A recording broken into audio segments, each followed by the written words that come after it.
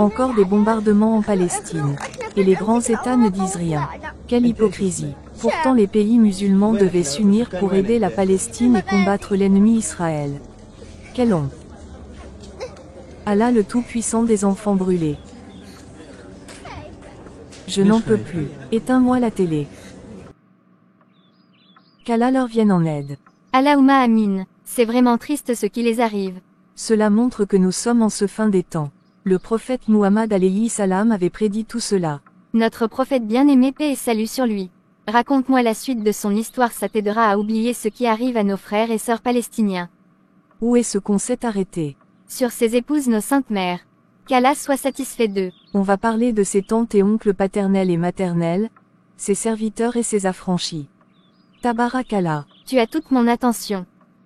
Au nom d'Allah le tout miséricordieux, le très miséricordieux.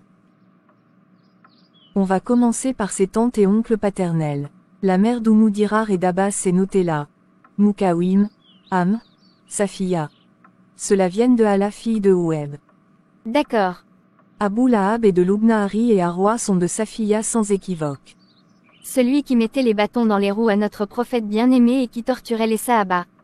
Qu'ils périssent. Au nom d'Allah le tout miséricordieux, le très miséricordieux. Que périssent les deux mains d'Abu Lahab et que lui-même périsse. Sa fortune ne lui sert à rien, ni ce qu'il a acquis. Il sera brûlé dans un feu plein de flammes, de même sa femme, la porteuse de bois, à son cou, une corde de fibres. Ils sont très mauvais ces deux-là. Au jour du jugement dernier, lui et sa femme la porteuse de bois seront vus par tout le monde. Ils seront torturés par des anges. Ils seront d'une laideur inimaginable. Sais-tu qu'il existe des centaines d'Abu Lahab et des centaines d'Oumou Jamil? Comment ça? Explique-moi. Ce sont ceux qui critiquent, portent des préjugés négatifs à l'égard les envoyés, les élus d'Allah et les missionnaires universels. Au jour du jugement dernier, ils auront le même sort qu'Abu Lahab et sa femme. Allah le Tout-Puissant. Donc il faut faire très attention. Nous devons éviter de critiquer ou de faire des préjugés sur les gens car nous ne savons pas ce qui sont les saints, les envoyés ou les élus d'Allah. Chaque personne doit se concentrer sur ses comportements, essayer d'enlever ses vices au lieu de regarder son prochain et le pointer du doigt. Vérité absolue. On continue. Quant à Oumana, elle est la mère de Al-Qaïdek selon certains, Daïl selon d'autres. Ibn Qutayba le clarificateur a consacré un livre à ce sujet. Revois les livres et tu seras illuminé de savoir. Mawib révèle une certaine divergence. Ses oncles maternels sont Aswad et Abdal Yart. Famema et Fakila sont mentionnés comme tantes maternelles par le livre Arzukran. Ibn Qutayba 828 à 889 fut un des nombreux musulmans qui tentèrent d'écrire une histoire du monde. Parmi ses serviteurs, Anas, était le plus célèbre, puis Rabia, Eman, Abdallah le prodigue qui s'occupait de l'oreiller, des chaussures, de la bouilloire et de la cure-dent, de même c'est Bilal qui gérait la dépense familiale. Quant à Abu ar-Rafi le copte, il avait en charge les éléments lourds. L'homme de Nubie s'est entretenu à Makrab avec le célèbre. Je veux dire Oumar quand il vint à la porte solliciter une audience comme les gens voulaient voir le prophète. Uqba avait en charge les mulets. Dit Al-Mu'ayjib détenait en vérité la bague. Azlav avait en charge le harnachement des montres de l'élu, la meilleure des êtres à la meilleure assemblée.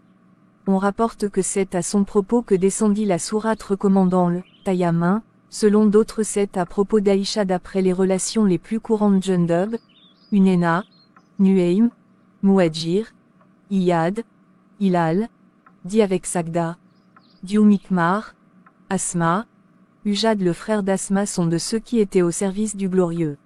Du côté des femmes, Salma, Kaoula, Bara Maïmoun, Oumou Ayas sont de la famille. Razin Kadra, c'est Abou Koureb, le savant qui le dit. Bint Razin, Marie, Safiya, ces nobles étaient parmi les servants. Masha'Allah, de nobles serviteurs.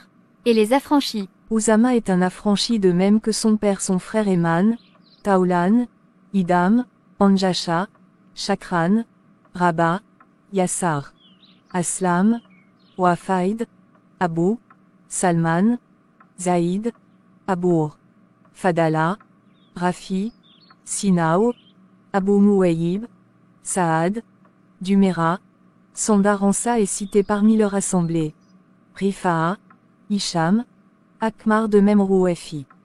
Abou Lubaba, Amar de même Abu Tind Abu Hashim selon certaines versions.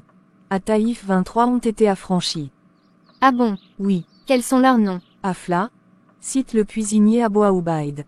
Ubay, Umaïma Barak, Cyrine, Kaïzoum, Oumu Rafi. Celles-là sont des femmes. Radwa. C'est Jafar Moustakfir l'intelligent qui l'a cité parmi les servantes. Rayanoun, Marie, Salma. Les femmes étaient au nombre de 10 selon certains. Quant aux affranchis de la lune, je veux dire le prophète Muhammad alayhi salam, ils étaient 43. Masha'Allah, quelle belle histoire. Toute sa vie est une leçon pour nous les musulmans. Il nous apprend comment nous devons être et comment se comporter. Masha'Allah, je suis très contente. Une leçon de plus. Tabarakallah. Maintenant allons-nous préparer pour la prière de Maghreb. على من أوحي